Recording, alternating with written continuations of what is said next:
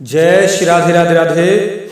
साथियों, यहाँ पर एक बहुत ही अच्छे भक्त हैं हमारे, उन्होंने प्रश्न पूछा है कि लंका विजय के बाद, रावण के वध के बाद में जो राम जी का राज्याभिषेक हुआ था, उसके बाद बानर, रीछ आदि सभी कहाँ चले गए, इसके बारे में आप बताने का कष्ट करें, प्रयास करें, कृपा करके बताएं आप।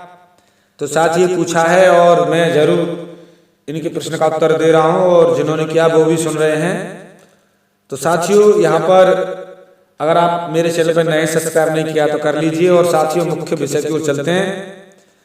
साथियों, इस विषय को जिन्होंने पूछा है वो बहुत ही और ज्यादातर पूछते रहते हैं प्रश्नों को, और मैं बताने का प्रयास करता रहता हूं और इस प्रश्न का भी उत्तर दे रहा हूं। साथियों, कि राम जी का जो राज्याभिषेक हुआ था, उसके बाद में सभी रीछ, वानर, भालू कहाँ चले गए थे। लंका युद्ध की समाप्ति के बाद जब राम जी सभी वानरों को ससम्मान विदा करना चाहा तो वे नहीं गए।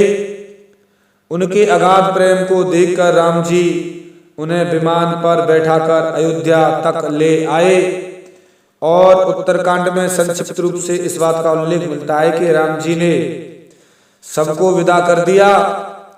यह भी सच है कि हनुमान जी के अतिरिक्त कोई भी वानर, लंका युद्ध के सहयोगी रीछ आदि कोई भी अयोध्या में नहीं रुका, क्योंकि सभी को विदा कर दिया था, सबको राम जी ने विदा कर दिया था। प्रश्न यही है कि यह सब गए तो कहाँ गए। इसके उत्तर में रामचरितमानस में तो कई ऐसी बातों का वर्णन कम ही मिलता है, किंतु अन्य रामायण में ज्यादातर मिलता है।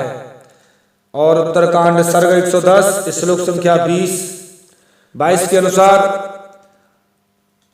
बानर और रीछों की उत्पत्ति जिन जिन देवताओं के अंश से हुई थी उन्हीं में मिल गए थे। साथियों, जो जो देवता जिस जिस रूप में आए थे, बानर और रीछ के रूप में आए थे, वो सभी अपने अपने शरीर को छोड़कर अपने अपने अंश में मिल गए थे। जैसे मान लीजिए बाली जो है इंद्र का अंश था, इंद्र में मिल गए थे, वो तो पहले ही। सुग्रीव था, सूर्य में सूर्य के अंश थे, इसीलिए उसमें चले गए थे। इस तरीके से अलग अलग अंश जो जो थे सभी अपने अपने अंश में सभी चले गए थे। तो साथियों, यहाँ पर इस प्रकार अन्य रामायण में भी कई जगह उल्लेख आया है। यह भी बताया गया कि राम जी के राज्य तिलक के बाद राम को नमस्कार करके सभी तपस्या करने के लिए चले गए थे कुछ। और हनुमान जी भी का वर्णन आया कि हनुमान जी राम जी के राज तिलक के बाद में तपस्या करने के लिए हिमालय चले गए थे। और कई जगह आया हिमालय पर भी, गंधमादन पर्वत पर, यह कई जगह वर्णन आया है। साथियों, अन्य रामायण में भी आया है और संहिता में भी आया है, कल्प वेद में भी है।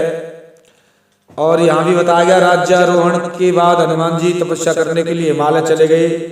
और अन्य रामायण में भी कई जगह। साथियों, इस तरीके से बातें सब सही है, और अगर आप प्रमाण से देख सकते हैं, जानकारी ले सकते हैं, क्योंकि इसका वर्णन ज्यादातर सभी रामायणों में है, आप देख सकते हैं। तो साथियों, मैंने और भी समझाने का प्रयास किया है कि कहाँ चले गए थे। आपको ये भी बता दिया है कौन कौन किसके अंश थे।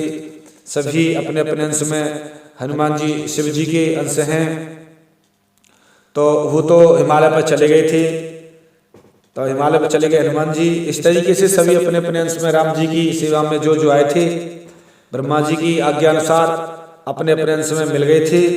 उसी तरीके से साथियों, यहाँ पर ये वर्णन आया है रामायण में, मैंने बताने का प्रयास किया है। साथियों, अगर फिर भी कोई चीज आपकी समझ नहीं आती है तो मैं जरूर बताने का प्रयास करूंगा।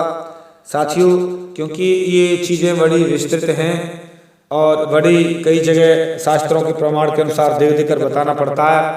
साथियों, आप लोग बहुत अच्छे हैं, इसी तरीके से इस चैनल को सब्सक्राइब करते रहिए और आगे बढ़ाते रहिए। मिलता हूँ साथियों किसी एक विशेष गहरे रहस्य के साथ में, तब तक के लिए जय श्री राधे राधे राधे। साथियों, एक निवेदन और है और आपको कौन सी वीडियो अच्छी लगती हैं, जैसे ऑडियो वीडियो या चित्रित वीडियो। जो मैंने इससे पहले कुछ वीडियो बनाई हैं जिनमें संतों के दर्शन और भयंकर जंगलों के दर्शन, गुफाओं के दर्शन कराए हैं, और आपको किस तरीके का चरित्र अच्छा लगता है आप बताने का प्रयास करें। मैं जरूर उसी के अनुसार कंटेंट को लेकर चलूंगा। ठीक है, साथ ही मिलता हूँ किसी विशेष गहरे रहस्य के साथ में। तब तक के लिए जय श्री राधे राधे राधे।